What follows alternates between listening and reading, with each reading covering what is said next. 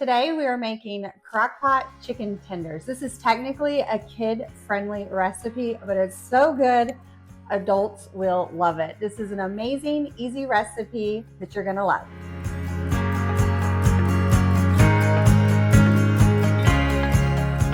Hi, my name's Christina, and with eatingonadime.com, as always, the full recipe is linked in the description below. Before we get started, let's talk crock pots.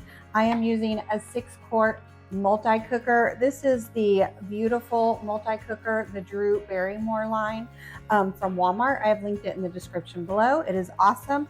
I will also link all of the other crock pots that we love so you can check them all out.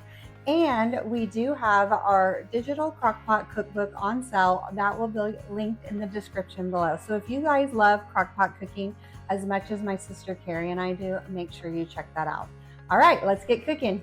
So for this recipe, we are using boneless, skinless chicken tenders. Now you can use chicken breast if you prefer, but what we love about this recipe is using the tenders because it makes bite-sized chicken that's so easy to serve.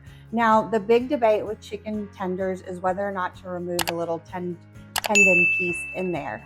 We have made this recipe multiple times, and in the crock pot, we find that you don't have to remove it. We do trim off any that might be sticking out from the tenders, but that's it. So I'm using about 2 pounds of chicken tenders, and we're just gonna dump that right into the crock pot. This multi-cooker is like a non-stick, so you don't even have to worry about spraying it. It works great. If you have a ceramic crock pot, you could do like a spray with non-stick cooking spray, or you could use a liner, whichever you prefer. Now we're gonna add a packet of Italian dressing mix. I'm using the Good Season brand, but you can use whatever you would like. This is a 0.7 ounce packet. You can usually get this in the aisle of the grocery store where like salad dressings are, seasoning mixes, it's usually right there. This is a great way to add like that tangy flavor to this recipe with hardly any work at all. Now we're gonna add a little bit of minced garlic. We always use the pre-minced garlic just to save time and energy, but definitely mince your own, of course, if that's your thing. You do you, boo. Then we'll top it with 2 tablespoons butter. Now we're gonna add some lemons. We're gonna juice these lemons right into the crock pot to add that lemony flavor that mixes with that Italian seasoning mix so great. It's amazing. Now I am using a lemon juicer today. I will link this in the description. It is a game changer. I feel like you get 4 to 5 times as much juice out of your lemon. What you do is cut your lemon in half. And then I used to want to put it in like this, but you want to put it cut side down to get the most juice out of your lemon. And then you just squeeze it. And I love that it catches the seeds for you, so you don't have to worry about picking out the seeds if you hand juice it. These are generally like under $10, and I've had mine for years, so it lasts forever. So if you're cooking a lot, it's a great investment. Now it's time to add the chicken broth. I'm gonna use a 1/2 cup chicken broth for this recipe. You can use water, if you prefer, but I think the chicken broth adds more to the sauce. And we're gonna turn this sauce into almost like a gravy. So use the chicken broth if you have it. And that's it. That's all you gotta put in your crock pot. Cover it with the lid, and then you can cook this on high or on low. Get this lid on good. There we go. Now, since the chicken tenders, that's our puppies in the background. Since the chicken tenders are smaller, they cook quicker in the crock pot.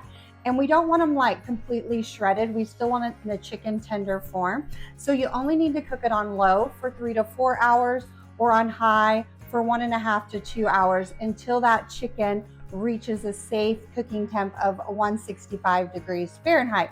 And I will show you how we like to check that when this is done cooking. All right, let's get this started here. Get this turned on, and I will see you in a couple of hours. It's been cooking for a few hours now. I like to use an instant read meat thermometer to check the temperature of the chicken. This lid does get hot, so I use a pot holder, just FYI. I still love this multi-cooker, but it does get pretty hot. So to use this, I will link this in the description below. I use this like almost every day in my kitchen. It's a game changer, and it's like under $15. You want to stick it in the thickest part of one of the chicken tenders, and it tells you right there on it what you're looking for. So for chicken, you want it to be about 165. degrees Fahrenheit to make sure that it's cooked through. And I just stuck it in one, and we're at 177, and another one's at 198. So we are done, and we're ready to make our gravy. Now we're gonna make the gravy, lack of a better word. It's just thickening the sauce because I love to serve this over mashed potatoes, so I want like a nice gravy. When I make this gravy, I'm gonna remove the chicken from the pan so I have all the juices left over. Now on this multi-cooker, I have a saute or stovetop feature, so I'm gonna leave my juices in this crock pot to make my gravy.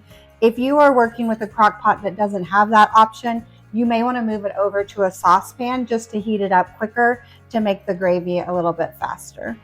So on my crock pot, I went ahead and switched it over to the saute feature. You can see more steam is coming out. So it's bringing it to like a low simmer boil. If you're moving it to a saucepan, just bring it to a low simmer boil on your stovetop. Now we're going to add what we like to call a cornstarch slurry.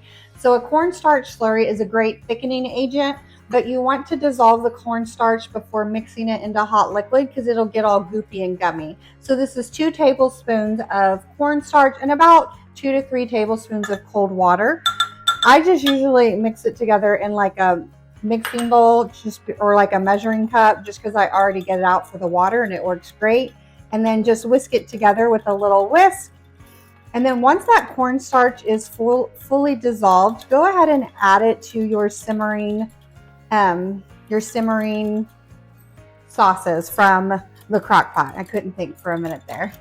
So now just stir it into the sauce from the crock pot and whisk it together and just heat it for a couple of minutes. I usually watch it pretty closely and whisk it regularly just so it doesn't get too clumpy. And then once it's the thickness that you would like, we're just going to get that chicken added right back in. So Carrie made me switch out to like a silicone whisk because I don't want to scratch this pan, which is a good point. But just whisk it occasionally and heat it, and then you will slowly start to see it thickening, just like a classic gravy would. So you can see it's starting to thick. Just let it simmer on low until it's the consistency that you like. This is perfect for me. It's gonna go great over my mashed potatoes, and this is good over veggies as well. So now that the gravy's ready, I went ahead and switched on over. Oops, I changed it to something else too, to a keep warm setting.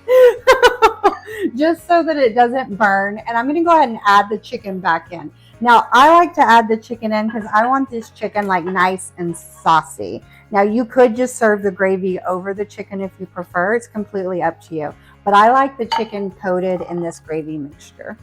Now it's just time to eat it. Woohoo! Okay, so I love serving this over mashed potatoes. I've made just our classic mashed potato recipe, and I'm going to link that in the description below for you. If you've never made mashed potatoes at home, I was not that good at it until we made this classic recipe, and now even I can do it. So if I can do it, you can do it.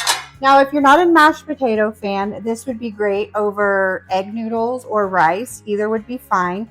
Anything with this sauce is honestly amazing. You could even just serve this as is or with cauliflower rice if you're doing like a low carb thing, and it would be awesome. Now when I serve it, I put the chicken next to it, and then I make sure to get like a gravy spoon and just ladle that extra gravy on the potatoes. Now the only thing left to do is enjoy it. I cannot wait to try this chicken. So since the chicken is cooked in the crock pot, it's just fork tender. You can just easily cut it with your fork. And the nice gravy is so zesty with the lemon and that Italian seasoning mix. It's amazing. Thank you so much for joining me today in my sister's kitchen. Don't forget to like and subscribe so you don't miss any more of our easy crock pot recipes. Also, don't forget, I've linked this recipe with all the other links in the description below. Once you try out this recipe, please leave us a comment and let us know what you think. We love hearing from you guys. You have a great day, and I will see you guys next time. Bye, friends.